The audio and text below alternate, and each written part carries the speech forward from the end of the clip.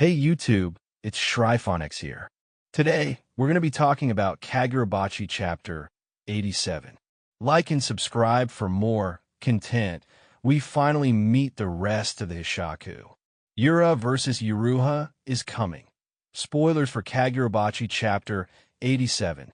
We finally meet every Hishaku member, and Uruha is about to reveal his lost sorcery after 20 years.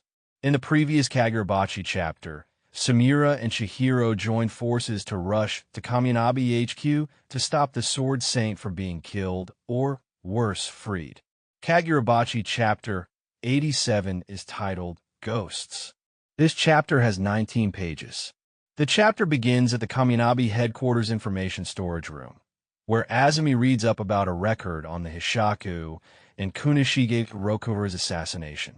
From Chihiro's intel taken from Hirohiko's confession in Chapter 54, Friendship, we learn about other notes about the Hishaku members. Blood not registered in the family index, sorcery that does not belong to a prominent elite family line. Azumi notes that with an age group that varies, these sorcerers have the ability to accomplish an assassination even on someone as capable as Kunishige Rokuura. The relationships between each member, their origins, or even who the rest of them are remain a mystery, almost like they are, as the chapter title says, ghosts. Azumi gets a bad feeling, as while only 3 enemies have entered, the other 4 have not appeared yet.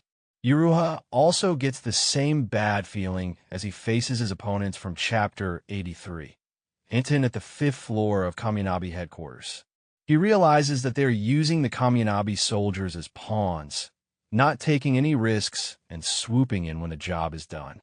Away from the threat elimination's ground building, we spot the other 4 Hishaku members, including the one fans affectionately refer to as Worst Genist, who have chosen to relax in couches instead of joining the infiltration.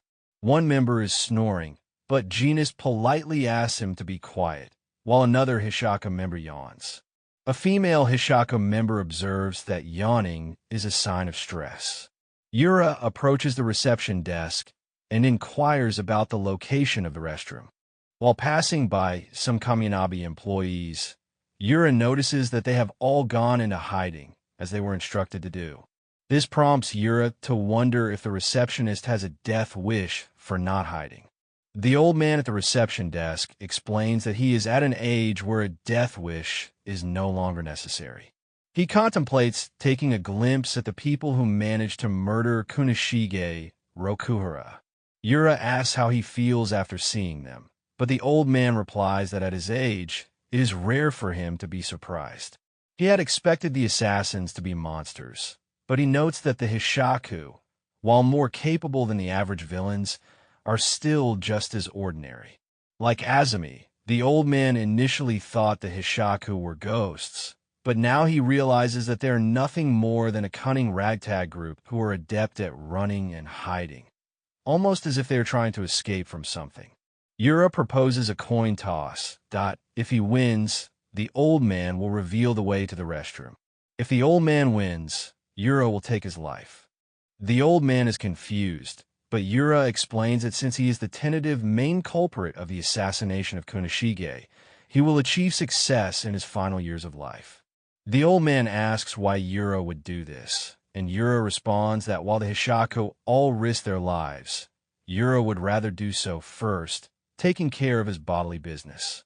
This scene is from the movie No Country for Old Men, where the serial killer and hitman, Anton Chigurh, uses a coin toss to decide whether or not he will spare the gas station owner. Although the stakes are different, the central theme remains the same.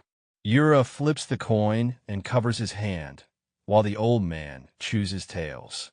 The old man loses because it's heads. In the movie, the gas station proprietor chose heads, which spared his life. Yura remarks that God or fate is on his side, hence his life is spared. Notice his eyes shaded similarly to the Sword Saint. That or it shows Yura's emotion here, which might be much darker than joy at being spared. The old man points Yura to the restroom and asks who the Hishaku are. Yura asks if the old man's expectations have been met. The young, emo-looking Hishaku joins Yura, who notices the young man's nervousness. The Hishaku asks if Yura feels nervous himself. Yura admits that he does, especially considering he could have died today. However, he says that worrying about such things is a waste of time. Yura calls the young man the strongest among the Hishaku, which is interesting since Yura is the leader and there were 3 Hishaku, said to be the strongest of the group, responsible for Kunishige's death. We've met 2 of them, the Pine Sorcerer and the one dressed as a samurai. Is this young man the 3rd? In a lobby, Genist remarks that Kaminabi headquarters is now in a chaotic frenzy, which gives them a small window of opportunity to sneak in, but since there's no set coordination for a go signal, they're most likely going to have to move suddenly. The sleepy Hishaku expresses his hope for this. Yura counts down to 10 seconds when one of the barrier sorcerers notices something. Izara checks on the man, but, realizing something's amiss, he throws the man back with his sorcery. However, it's too late as we see a double-page spread of the 5 Hishaku, led by Yura, emerging behind Akuri. Genist is the teleporter responsible. Uruha glances behind him, and Hakuri notices the emblem on their hands. He's surprised to see so many Hishaku in one place. Uruha reassures Hakuri that he's far from unarmed. As you recall, enchanted blade owners lose their sorcery when they make the lifelong contract. However, with the lifelong contract gone, Yua's veins for sorcery have returned to their original shape after nearly 20 years. The chapter ends with Uruha making his hand sign. Thank you for watching this video. Please like and subscribe for more content. ShryphonX out.